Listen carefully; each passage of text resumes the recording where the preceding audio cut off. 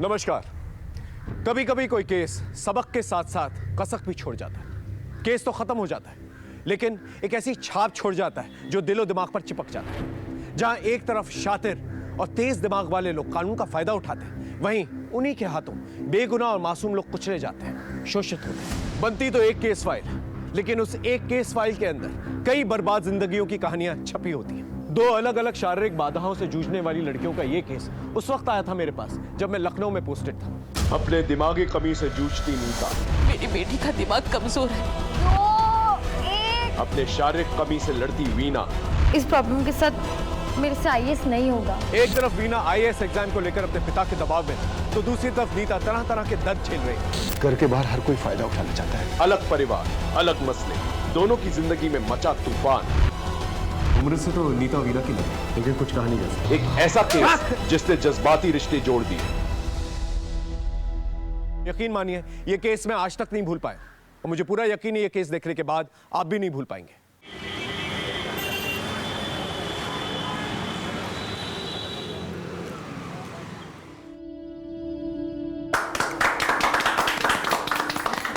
बैठिए। तारा, सबका मुंह मीठा कराओ। हाँ। तो समझिए शादी की तारीख कब तक निकलेगी? देखते हैं पंडित जी से मिलके शादी की कौन सी तारीख निकलती है। वैसे भी हमारे मनोज को बहुत जल्दी शादी करनी है। मैं रखती हूँ ना मम्मी, मैं दूंगी।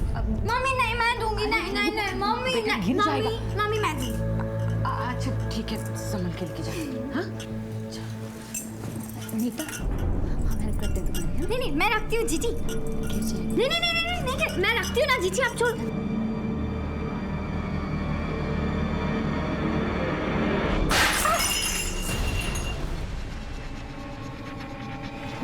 तबीयत तो ठीक है ना बच्चे की? नहीं, ऐसी कोई बात नहीं। तारा, साफ करा।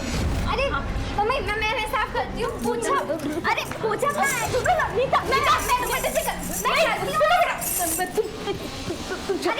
मैं साफ कर। नहीं बेटा, मैं साफ करती हूँ। चलो।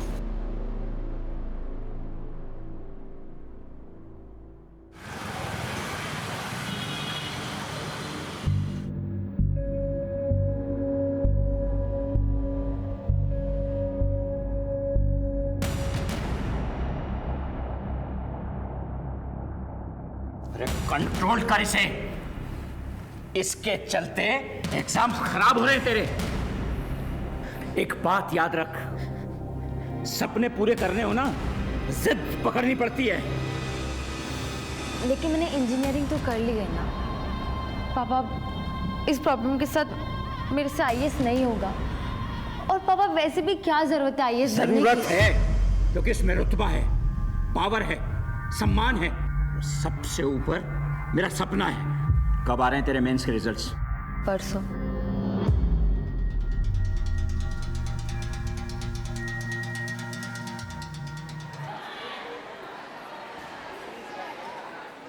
एक, दो, तीन, चार।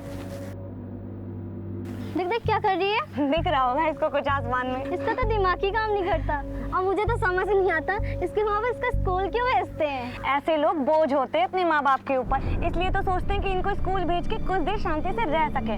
और तुझे पता है ये ना 1-2 बार घर से भाग भी चुकी है। सच में? हाँ।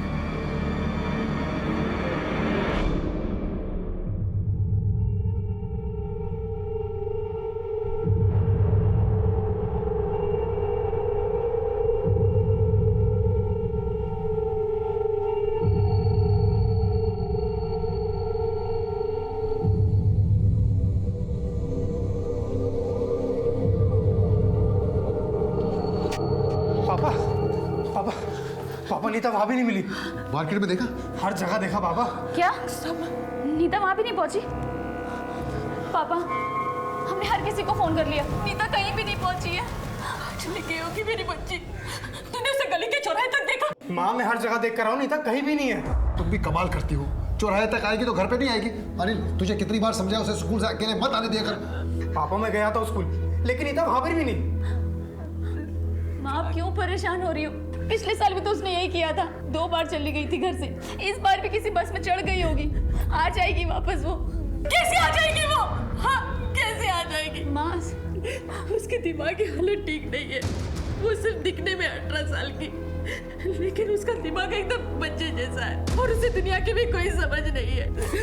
मेरा दिल बहुत घबरा रहा है। आप ढूंढिए ना उसे, कहाँ है मेरी बच्ची? ढूंढिए ना मेरी बच्ची। फिक्र मत कर, मैं कुछ करता हूँ। फिर से नाम नहीं आया, इसका मतलब तो यही हुआ ना कि तू फिर से फेल हो गई।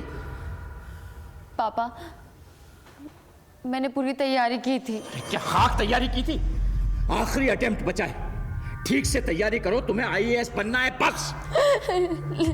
लेकिन इस हालत में मुझसे नहीं होगा पापा। पापा मेंस में बहुत लिखना पड़ता है, मुझसे सच में नहीं होगा। अरे सब दिमाग में है तेरे। अभी हिल रहा है हाथ, हिल रहा है अभी। इसका इलाज भी है मेरे पास।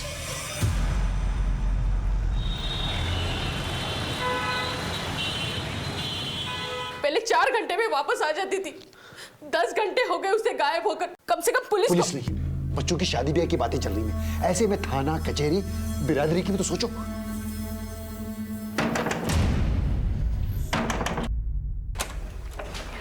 जी, ये आपकी बेटी अरे है? नीता कहाँ गई थी बेटा? कहाँ गई थी तू? शुक्रिया, चाय पानी कुछ लेंगे आप? नहीं, आपकी बेटी को संभाल के रखिए आप। बहुत बहुत धन्यवाद आप लोगों का। तुम लेट जाओ, हम तुम्हारे लिए पानी लाते हैं और दवा भी ले आएंगे, तो तुम्हें दर्द नहीं होगा।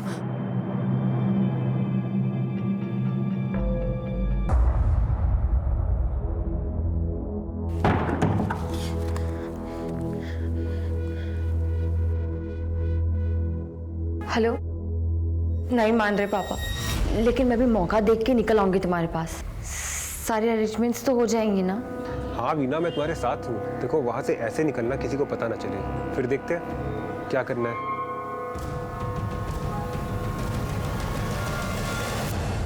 गुरु माता की, गुरु माता की, गुरु माता की, गुरु माता की, गुरु माता की, गुरु माता की, गुरु माता की, गुरु माता की।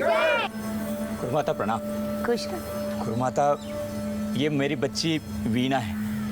इसके दाहिने हाथ में बहुत कंपन रहता है, इसका इलाज संभव हो तो।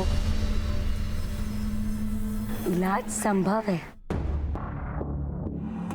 बस उसके लिए इस बच्ची को हमारे आश्रम में ही रुकना होगा। इन सब बच्चियों की तरह ये सब बच्चियां भी कोई ना कोई परेशानी लेकर आई। आज सब स्वस्थ हैं, सब खुश हैं। माता जी, वीना को कितने दिन रुकना होगा? 8 से 10 दिन। पापा, मैं इतने दिन नहीं रहूंगी। चुप, एकदम चुप। माता जी, रहेगी, आप जैसा कहेंगी बिल्कुल होगा। देखो बेटा, 8-10 दिन की तो बात है, मैं आता जाता रहूंगा। पापा, मुझे नहीं होगा। बेटा घबराओ मत, और फिर इस आश्रम में तुम अकेली तो नहीं हो, ये सब आपके साथ है।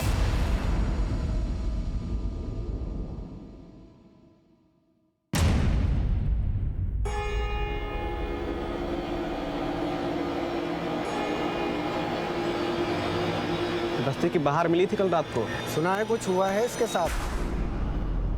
हमें बचपन से सिखाया जाता है कि डिपेंडेंट लोगों का ख्याल रखें, चाहे वो बच्चे हों या बूढ़े। वक्त निकाल के थोड़ा सा समय बिताएं उनके साथ, लेकिन उन्हें कभी भी इस बात का एहसास ना होने दें कि वो किसी से कम है। एक तरफ वीना आईएएस एग्जाम को लेकर अपने पिता के दबाव में थी, तो दूसरी तरफ नीता तरह तरह के दर्द झेल रही थी। उसके साथ होते शोषण से बेखबर थी और एक दिन अचानक से फिर से गायब हो गई। देर से ही सही, अब की बार उसके माँ बाप ने कानून का दरवाजा खटखटाया। लड़की को गायब हुए 6 दिन हो गए और अब आए आप लोग। सर हम लोग ढूंढ रहे थे और हमें लगा कि वो लौट आएगी। 6 दिन बाद लगा आप लोगों को? कैसे माँ बाप हैं आप? सर इससे पहले भी वो गई है, लेकिन लौट आई थी। इससे पहले मतलब? सर, मेरी बेटी का दिमाग कमजोर है, वो कहीं पे भी चली जाती है, रास्ता भटक जाती है। और पिछली बार तो वो पिछली बार 10 घंटों के बाद लौट आई थी। किसी पे शक है आप लोगों का? नहीं सर। देखिए आपकी लड़की 18 की है, तो ऐसा भी तो हो सकता है किसी लड़के के साथ कोई चक्कर चल रहा हो, आप दोनों को पता ही नहीं था, या फिर कोई उसके पीछे पड़ा हो। नहीं नहीं सर, मेरी बेटी ऐसा नहीं कर सकती। मैंने कहा ना आपसे, उसका दिमाग कमजोर है, वो सिर्फ स्कूल जाती है और कहीं नहीं। कोई फोटो वगैरह है आप लोगों के पास? हाँ सर।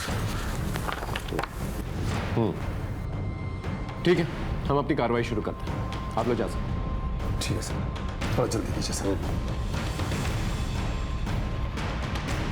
राज जी, ये फोटो सभी थानों में सर्कुलेट करो और मोहल्ले में स्कूल में पूछताछ करो। जी सर।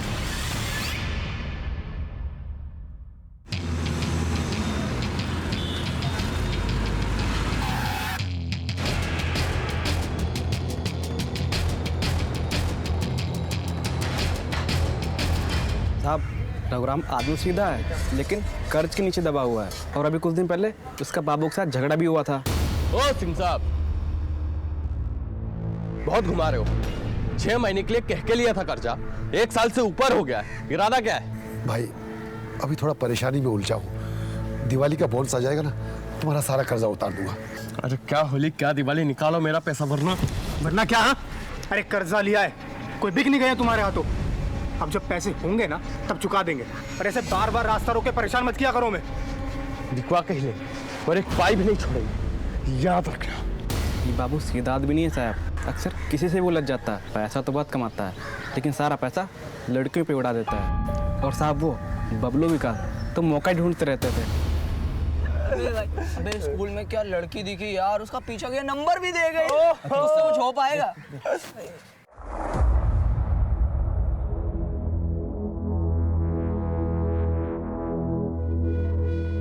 अरे पगला, भाई सुनना, दो कितने होते?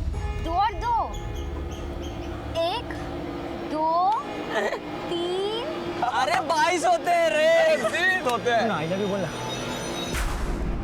गंदी बात है, हम नहीं बोलते। अरे सुन तो, वीडियो देखेगी? देखना ये देख, देखना। गंदी वीडियो है, गंदी फोटो। मैंने देखनी है। अरे देखना। छोड़ो मुझे, मैं जीजी को बुला दूंगी। अरे बुला लो जीजी को, हम भी देख लेंगे। जीजी! ऊपर से सुनने में आया था कि कुछ दिन पहले उस लड़की नीता के साथ रेप भी हुआ था।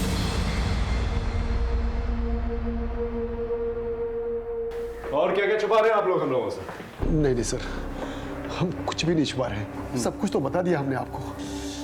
देखिए झूठ मत बोलिए, हमें इन्फॉर्मेशन मिली है कि पिछले हफ्ते आपकी बेटी के साथ जबरदस्ती की गई।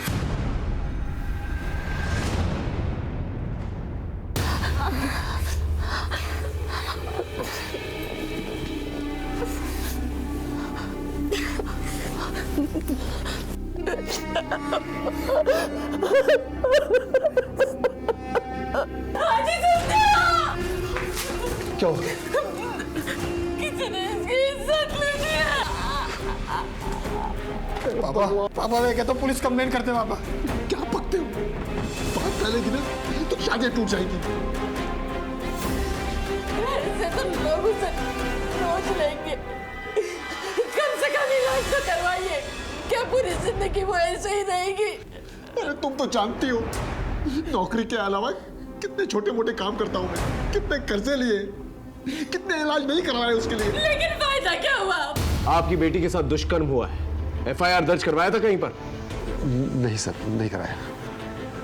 कमाल के माँ बाप हैं आप। ये बाबू कौन है, क्या चक्कर है आप लोगों के साथ? सर हम एक क्लर्क हैं और क्लर्क की तनख्वाह पे बच्चों की पढ़ाई, घर का खर्चा पूरा नहीं होता, इसलिए हमने बाबू से ब्याज पे कर्जा लिया था। जैसे तैसे करके हमने अपनी बेटी की शादी पक्की की। बस घर की इज्जत के लिए हम चुप रहे सर। समाज क्या कहेगा, शादी टूट जाएगी, इन्हीं चीजों की फिक्र थी ना आप लोगों को? कभी अपनी बेटी का इलाज करवाया, उसकी मानसिक स्थिति जानने की कोशिश की? सर हर जगह उसका इलाज करवाया, हर हॉस्पिटल में लेके गए, लेकिन कोई फायदा नहीं हुआ सर। मायूसी हर जगह हाथ लगी। ये विकास, बबलू और सुमित, इनके बारे में क्या जानते हैं आप लोग? घर के बाहर हर कोई फायदा उठाना चाहता है, अब किसके बारे में क्या बताएं सर, कुछ नहीं जानते सर। ठीक है, हम लोग पता कर लेंगे, आप लोग जा सकते हैं।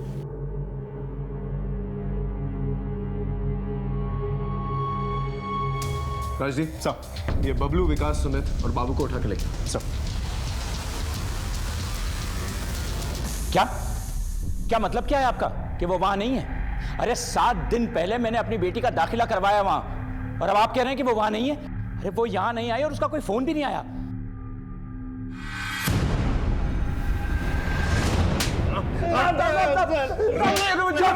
चुप! लड़कियों की मासूमियत का फायदा उठाता है, उन्हें छेड़ता है। हाँ? हाँ? बोल बोल, नीता का है, बोल।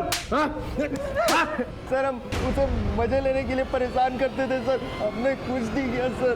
कुछ नहीं किया? नहीं सर, हमने कुछ नहीं किया। अच्छी तरह से खातिरदारी करो इन लोगों की। देख, तेरा रिकॉर्ड बहुत खराब है बाबू, सच सच बता। बाप को कर्ज देता है, बाद में बेटी से वसूलता है। सीधे सीधे बता दे, नीता का है, बोल। मैं मानता हूँ कि मेरा झगड़ा हुआ था रघुराम जी से। वो थे कि मेरा पैसा लौटाने का नाम ही नहीं ले रहे थे साहब। अब पैसा अटक गया था, मेरा घर परिवार कैसे चलता साहब? घर या याशी का अड्डा? तेरा पूरा कच्चा चिट्ठा है हमारे पास, समझ में आया? सच बोल। साहब मैं मानता हूँ कि मेरा उससे झगड़ा हुआ था, लेकिन इन सब में मेरा लेना देना नहीं है साहब। मैं सच बोल रहा हूँ साहब। सर मैंने खुद एडमिशन करवाया था अपनी बेटी का। अब वो कह रहे हैं कि बिना बताए वो वहां से कहीं चली गई है। सर मैंने तो उसका मोबाइल भी अपने घर पे रख लिया था सर। आश्रम का नाम क्या बताया आपने? तत्व आश्रम बसंतपुर।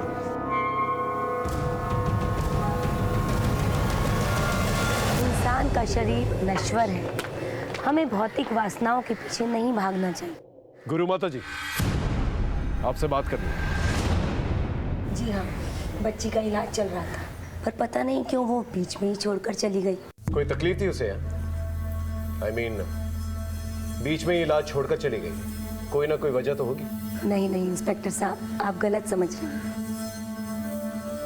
हमारा ये आश्रम एक सात्विक स्थान है। यहाँ पर मन और शरीर दोनों की उत्तेजना एकदम शांत हो जाती है। लेकिन वीना को तो शांति नहीं मिली माता जी, 7 दिनों में ये जगह छोड़कर चली गई। आपकी बात बिल्कुल सही है इंस्पेक्टर साहब, पर हम इस आश्रम में किसी को बांध कर नहीं रख सकते। और फिर वीना तो बालिग थी, बच्ची तो नहीं थी। और फिर वो आश्रम से बिना बताए कहाँ चली गई, इसकी चिंता तो हम सबको भी है ना। आपके आश्रम में आने जाने का कोई रिकॉर्ड, कोई रजिस्टर मेंटेन करते हैं आप लोग? जी हाँ। बालू जी, नीता ने बाहर जाते वक्त हस्ताक्षर तो किए थे ना? जी माता जी, उन्होंने जाने से पहले हस्ताक्षर किए थे। दिखाओ साहब को। जी माता जी।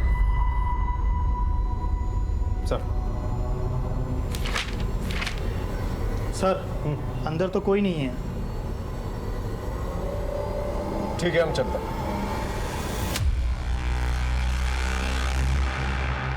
राजदीप सर, इस आश्रम में कुछ तो चल रहा है। एक काम करो, अपने एक बंदे को यहाँ पर लगा, देखो अंदर क्या चल रहा है। आई एम श्योर कोई ना कोई इन्फॉर्मेशन जरूर निकलेगी। सर, एक तरफ नीता की तलाश, दूसरी तरफ वीना की खोज ने हमें उलझा के रखा हुआ था और हाथ में कुछ भी नहीं आ रहा था। वहीं मेरी टीम ने ये पूरी इंफॉर्मेशन चारों तरफ फैला के रखी थी और नतीजा कामयाबी के रूप में सामने आया।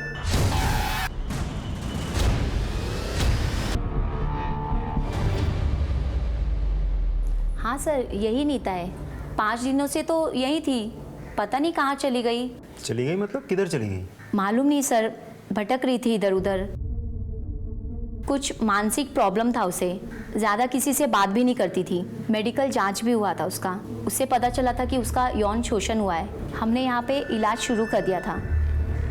नीता, उसके साथ कोई हादसा हुआ था, जब देखो तब गुमसुम खामोश। फिर हमने उसे अपने थेरेपी सेशन में डाल दिया। तो आज का विषय है वाटर सेविंग, यानी कि पानी की बचत। और आज का लेक्चर सरिता मैडम बताएंगी। वाटर सेविंग ना, ये क्या है? कहाँ बेटा? इधर इधर बालों के बीच में। ओ ये तो सिंदूर है। सिंदूर हमें भी लगाना है। सिंदूर वो लोग लगाते हैं जिनकी शादी हो जाती है। हाँ, हमारी भी हुई है ना शादी। कब? किससे?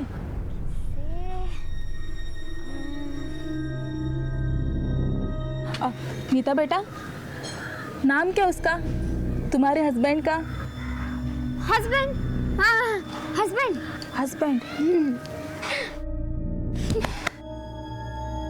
फिर हमने सच्चाई जानने के लिए एक ड्रामा रचा। आज हम सब एक गेम खेलते हैं। इस गेम में बारी बारी करके सब लोग अपने पति का नाम लेंगे। तो शुरुआत करते हैं निशा से। विनोद। अशोक। दीपक। मेरे पति का नाम राजेश है।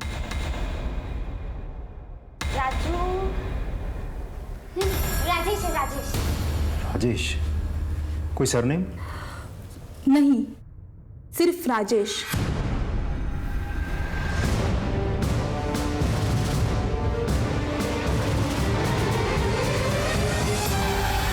नहीं सर, हमारी बेटी की शादी नहीं हुई है। तो फिर राजेश कौन है? राजेश? नहीं सर, हम किसी राजेश को नहीं जानते। नीता का कोई दोस्त वगैरह स्कूल में, आस पड़ोस में? नहीं सर, नीता का कोई दोस्त नहीं था। ना कोई उससे बात करता था, ना वो किसी से कोई बात करती थी। मेरी बेटी को सब बात घूरते थे। मर्द आपकी बेटी को घूरते थे ये आपको पता था, लेकिन उसे अकेले में नहीं छोड़ना चाहिए था। इस बारे में कभी नहीं सोचा था आप लोगों ने? खैर, गणेश आसपास पूछताछ करके देखो, राजेश नाम का कोई आदमी है क्या?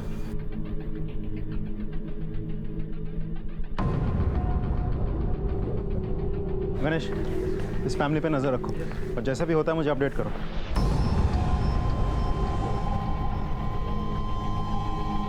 इधर आओ बेटा। क्या तुम कुछ जानते हो, कुछ कहना चाहते हो? हाँ सर, नीता मेरी दोस्त है, उसने मुझे बताया था। मुझे ना मंगलसूत्र चाहिए। मंगलसूत्र? अरे वो जो टीवी में पहनता है ना मम्मी लोग गले में, वो टीवी में की थी ना उसने शादी, मुझे वैसी शादी करनी है। तेरे पास है क्या मंगलसूत्र? हमें ना उसने बोला है कि शादी करने के लिए मंगलसूत्र चाहिए। ए, तू लेके आएगा क्या मंगलसूत्र? बोलना रोहित, तू कुछ करना प्लीज। मंगलसूत्र? मतलब नीता को शादी के लिए कोई उकसा रहा था और उसे घर से भगाने में कामयाब भी हो गया था, फिर बाद में उसका इस्तेमाल किया होगा और सड़क पर छोड़ दिया होगा। एक काम करो, सभी थानों को अलर्ट करो। नीता जैसी लड़की का कोई भी फायदा उठा सकता है, उसे जल्द से जल्द ढूंढना होगा। और एक काम करो, मोहल्ले में आने जाने वाले रास्तों पे पूछताछ करो। आप एक्सक्यूज मी। हाँ बोलो। अच्छा ठीक। पता नहीं वो एक बात बार बार कहती थी कि किसी आश्रम में उसका इलाज हो रहा है, तत्व आश्रम। तत्व आश्रम? उधर कोई वीना नाम की लड़की उसके रूम में उसके साथ रहती थी।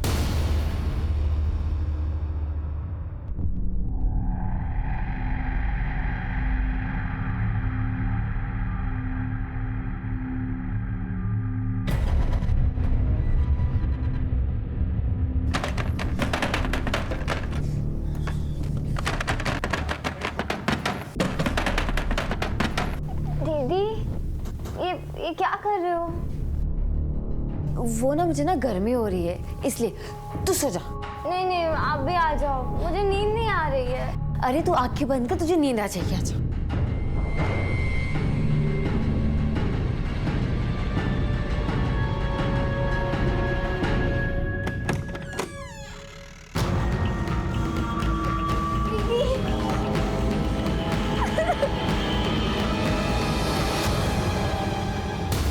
वीना? सर आश्रम तो हम देख चुके हैं, लेकिन नीता का वीना का नाम लेना साफ जाहिर करता है कि ये दोनों लड़कियां एक दूसरे को पहले से ही जानती थी। आश्रम तो इन दोनों के बीच बस एक कॉमन लिंक है। सर ये है वीना के कॉल रिकॉर्ड्स। आश्रम जाने से पहले आखिरी बार उसने इसी नंबर पर बात की थी।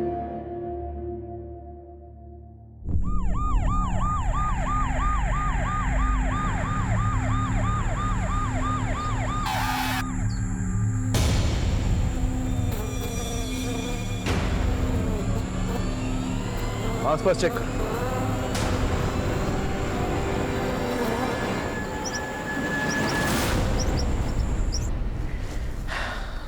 समझ में नहीं आ रहा कौन है। नीता और वीना की उम्र की तो लग रही है, लेकिन कुछ कहा नहीं जा सकता। एक काम करो, दोनों फैमिलीज को इन्फॉर्म करो। अगर बॉडी की शिनाख्त हो जाती तो ठीक है, वरना डीएनए टेस्ट करवाएंगे।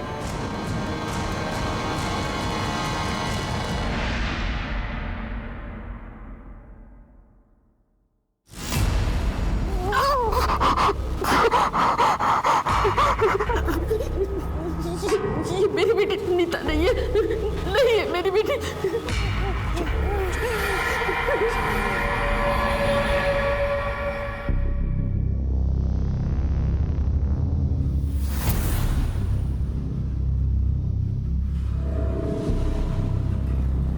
वीणा, वीणा, ये किसने किया तेरे साथ? मैं तो तेरे पंख सजा रहा था और कुछ नहीं। मुझे माफ कर दे, मेरे इच्छाओं ने तेरी जान ले ली। वीणा की लाश मिल चुकी थी, लेकिन अभी भी नीता का कोई अता पता नहीं था। नीता के साथ हुई अनहोनी की दस्तक अभी भी दिमाग के किसी कोने में गूंज रही थी। जब कोई केस चल रहा होता है तो उठते बैठते सिर्फ उसी की धुन सवार होती है, लेकिन कभी कभी केस सुलझते सुलझते और उलझ जाते हैं।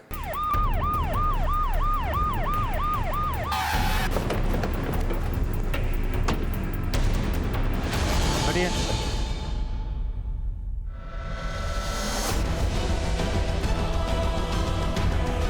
सर ये तो नीता है।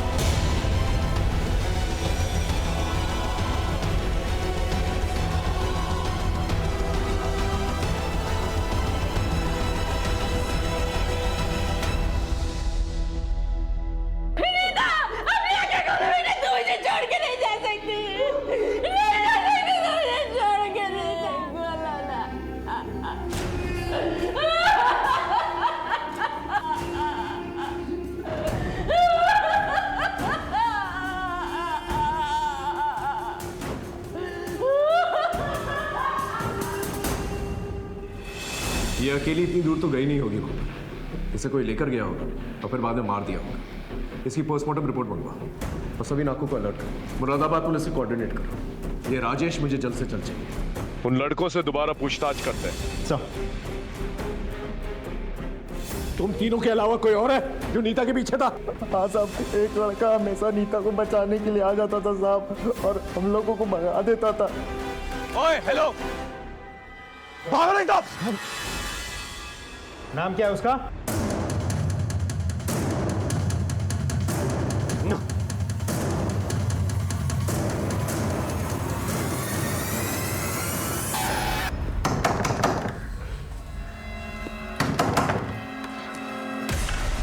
तो राजेश है? नहीं सर, राजेश मेरा दोस्त है। कहाँ है राजेश? सर वो मुरादाबाद गया है अपने पेरेंट्स के पास। करता क्या है वो? टीके कॉलेज में पढ़ता है, BA फाइनल। मुरादाबाद घर का एड्रेस है तेरे पास? है सर। साथ में फ़ोन नंबर भी देना।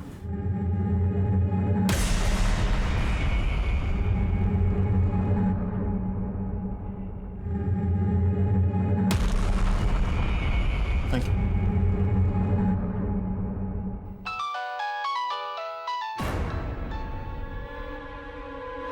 किधर है?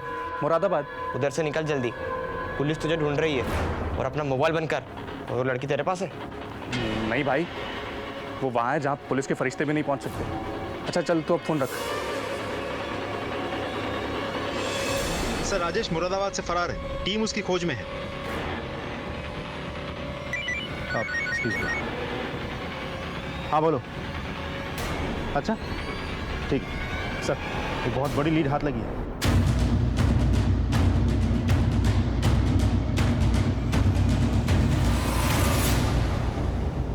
तो ये था वो कमरा जहाँ गुरु माता के पति लड़कियों का यौन शोषण करता था।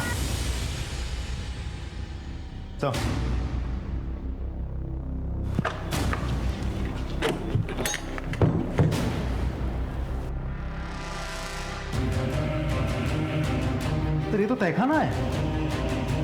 जी सर, जी सर।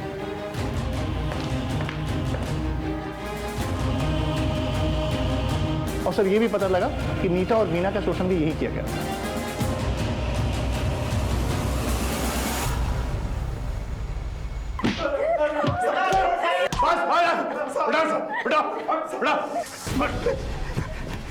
नहीं साहब, नहीं साहब, बताता लोग अपनी बेटियों को इलाज के नाम पे हमारे आश्रम में छोड़ जाते हैं साहब, और हम इसका भरपूर फायदा उठाते हैं साहब। सर एक दिन वीणा ने बेहोशी का दवा नहीं पिया और उसने बेहोश होने का नाटक किया सर, और जब मैंने उसको बिस्तर पे लिटाया तो उसने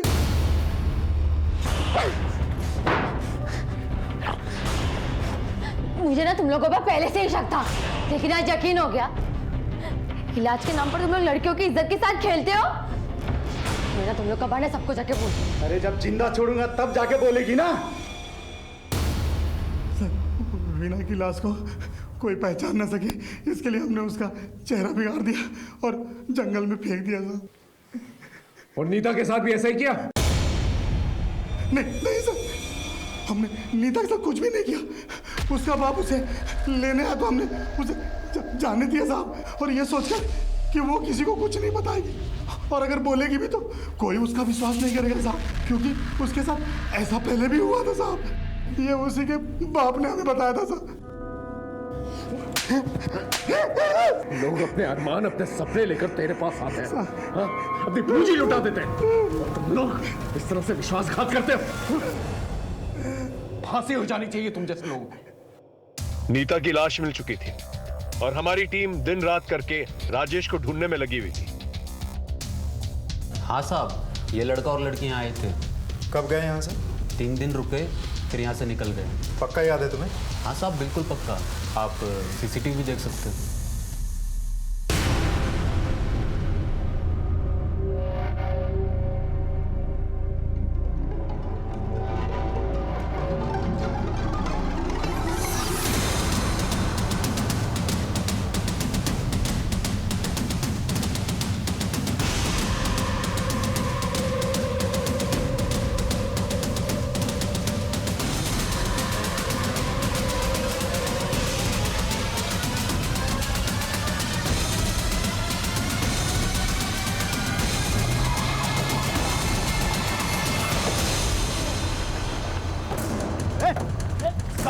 मैंने क्या किया साहब? मैंने क्या किया? बहुत जल्दी ना तुझे। हाँ? चल साहब बताओ तो सही, मैंने किया क्या है साहब? अरे साहब बताओ तो सही। सर मैंने कुछ कहा। तेरा सारा कच्चा चिट्ठा है हमारे पास, इसे सच सच बोल। सर मैं आते जाते देखता था उसे, गली के लड़के छेड़ते थे उसे सर। इसे तूने अपनी शेखी दिखाई, लड़कों को भगाया और अपने काम पे लग गया। नहीं सर, वो मेरी दोस्त बन गई थी सर। दोस्त बन गई थी? क्या उसकी मासूमियत का फायदा उठाया तूने? बोल।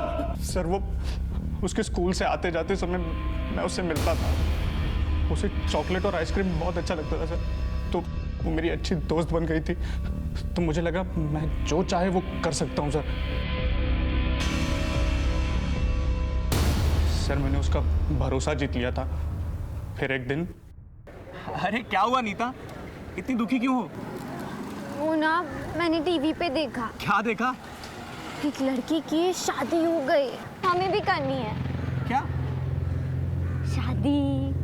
शादी के कपड़े, गहने, और वो जो बाल में डालता है ना लाल लाल सिंदूर। हाँ, मम्मी भी डालती है, वही मुझे भी चाहिए। अरे तो इसमें दिक्कत क्या है, हो जाएगी तुम्हारी भी शादी। सच्ची? मैं करूंगा ना तुमसे शादी।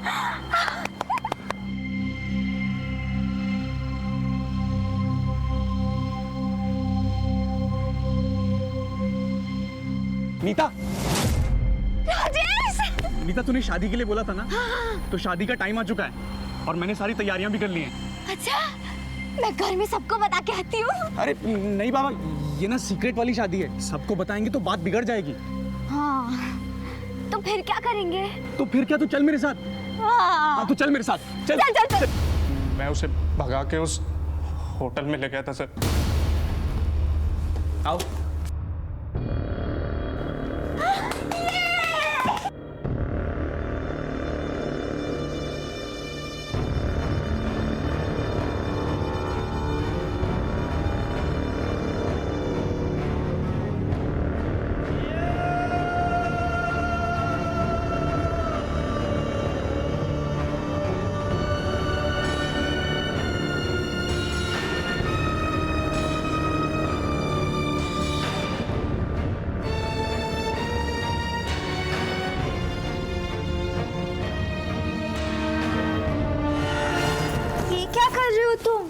अरे शादी के बाद ये सब करना पड़ता है। पर ये तो अच्छा देखो, शादी के बाद लोगों को बेबीज होते हैं ना, छोटे छोटे बेबीज, हाँ, तो तुम्हें भी बेबी चाहिए ना?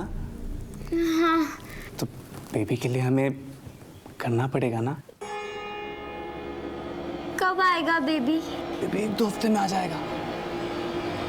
ठीक है, चलो।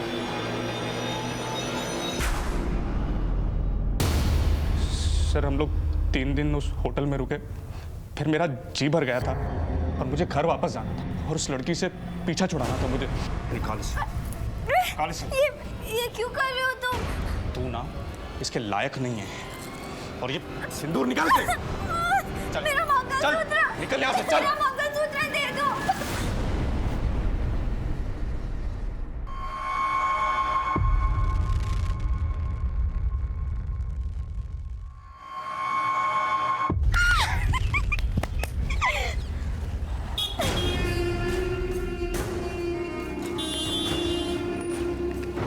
राजेश! राजेश! राजेश! ये कहानी किसको सुना रहा है बे? नीता की लाश मिली है। बोल। सर मैंने आपसे जो कुछ कहा सच कहा सर। मैंने उसे मारा नहीं है, मैंने तो उसे वहाँ मार्केट में छोड़ दिया था सर। मैंने उसे मारा नहीं सर, सच बोल रहा सर। मर्डर नहीं किया, लेकिन रेप तो किया ना उसका तूने, वो भी दिमाग से लाचार लड़की का। सारी उम्र जेल में सोना।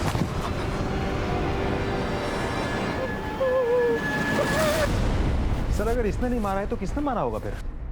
ताज्जुब की बात यह है कि नीता घर आई और घर से उसे राजेश लेकर गया और घर वालों ने देखा ही नहीं। अभी भी ये घर वाले कुछ ना कुछ छुपा रहे हैं, पता करो। सर मैं ऑफिस में था, मेरी वाइफ का फोन आया, उसने मुझे नीता के बारे में बताया। सर मैं कॉलेज में था, पापा का फ़ोन आया कि नीता घर नहीं लौटी, तो सर मैं तुरंत घर आ गया। मैं पड़ोस में कहीं थी, जब नीता बहुत देर तक घर नहीं आई तो मैंने इनको फ़ोन लगाया। जब मैं शाम को घर लौटा तो पता चला कि नीता स्कूल से नहीं लौटी। सर करीब 1:30 बजे हम पॉलिटेक्निक से घर आए, आते ही हमें नींद आ गई तो हम सो गए। फिर हमें नहीं पता कि नीता घर आई कि नहीं आई। सामने का दरवाज़ा हमने खुला ही छोड़ा था, और वैसे भी सामने का दरवाज़ा तो हम लोग रात में ही लगाते हैं। घर के सभी लोगों के कॉल रिकॉर्ड्स निकलवाओ और जो लैंडलाइन है उसके भी रिकॉर्ड चाहिए मुझे। Okay sir. दोबारा करेगा? साहब नहीं करूंगा, चोरी करेगा? नहीं करूंगा साहब, लेके जाओ उसे। नहीं करूंगा साहब। सर कॉल रिकॉर्ड्स आ गए हैं, लेकिन इसमें कुछ भी खास नहीं है, लोकेशन भी सब सही है, लेकिन सर चौंका देने वाली बात तो कुछ और ही है। ये देखिए, ये नीता के घर के लैंडलाइन के कॉल रिकॉर्ड्स हैं। आज से करीब 2 हफ्ते पहले एक नंबर से यहाँ कई बार फ़ोन आए थे। ये उसी एनजीओ का नंबर है जहाँ नीता रह रही थी। और अभी 4 दिन पहले फिर से दोपहर को फ़ोन आया और 2 मिनट बाद हुई। सर इससे ये तो क्लियर हो जाता है कि घर वालों में से किसी को तो ये बात पता थी कि नीता एनजीओ में रह रही थी। 4 दिन पहले, यानी उसी दौरान जब नीता का मर्डर हुआ। हो ना हो,